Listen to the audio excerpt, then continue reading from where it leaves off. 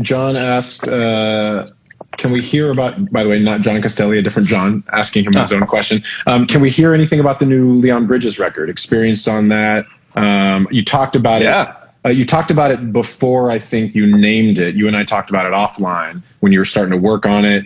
You mixed a few things on that record. Can you talk at all about that experience or anything to share from that? Yeah, it was a cool experience. The record, to my knowledge, was done and mixed. Ricky Reed was he produced the entire thing, and he was gonna mix it as well. He wanted it to be kind of his first bigger record that I think that he mixed. Ricky's fucking great. His sounds are fantastic. But there was this one record called "Why Don't You Touch Me" that the A&R, who's a friend of mine, Justin Eshak, he called me. He's just like, I just think this is a Castelli mix. Like, I think we should get him on it, and kind of, I think fought for me to get a shot at this mix. And I did that, and it went so well. And Ricky just started sending me more. I think he sent me 6. I think I mixed 6, and then 5 made the album. I love that "Why Don't You Touch Me" record. I think that it was the right thing to get me on. I think it's definitely my, that kind of record is my forte. It's got a lot of space. It's warm, but the vocal was airy and bright. A lot of negative space. Just, I don't know, making drums knock, but also keeping it emotional and chordal. The chords, the music is heavy in there, but so were the drums. I think it was the right call. I think it was a great A&R call, and then it turned me into mixing half the record. Robert Glasper's on that record. Terrace Martin's on that record. Some of my favorite musicians are on that record. But a lot of it was just really up my alley. So I got excited about, like, someone just commented on Motorbike. Like, Motorbike is a sick record. Like, I haven't heard anybody make a record like that in decades. Like, it's it's a driving record. Like, those records just make you want to get in the car and cruise or get on the back of a motorcycle, which I wouldn't do, but maybe that's where you want to listen to it on your motorbike. I honestly, like, this is the thing I want to talk about, because apparently John Mayer likes the mixes. He tweeted that the mixes were fantastic, and that's like that to me. He's a super nerd. I can quit. That he tweeted about the mixes specifically, and he said something that I completely disagree with and then completely agree with at the same time.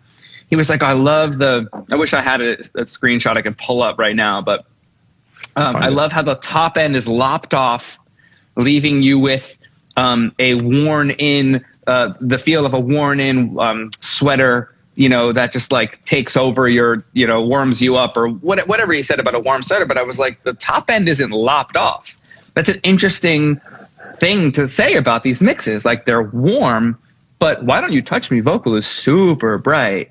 And to me, like, almost too bright for my taste. But I knew I was working with Ricky, and I think Ricky likes things warm but bright. So I was like trying to give him what he wanted.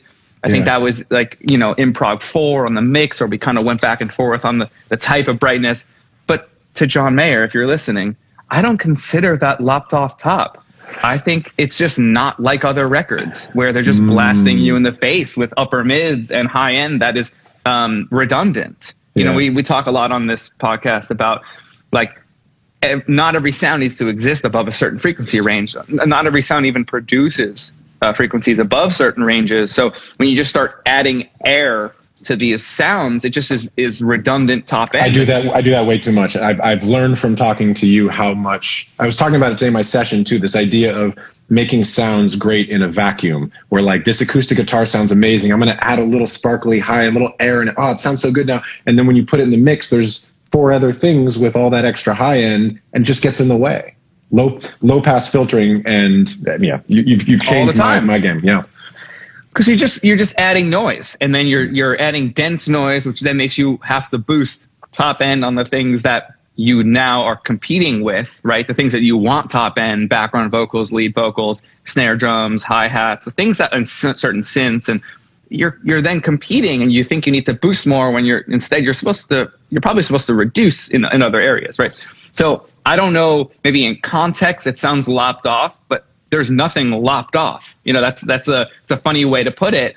And it sounds, I forgot who I was talking to about it. They're like, that sounds very Gear Sluts to say, oh, the top is lopped off and it's left with a warm, whatever. Yeah. Spider said that.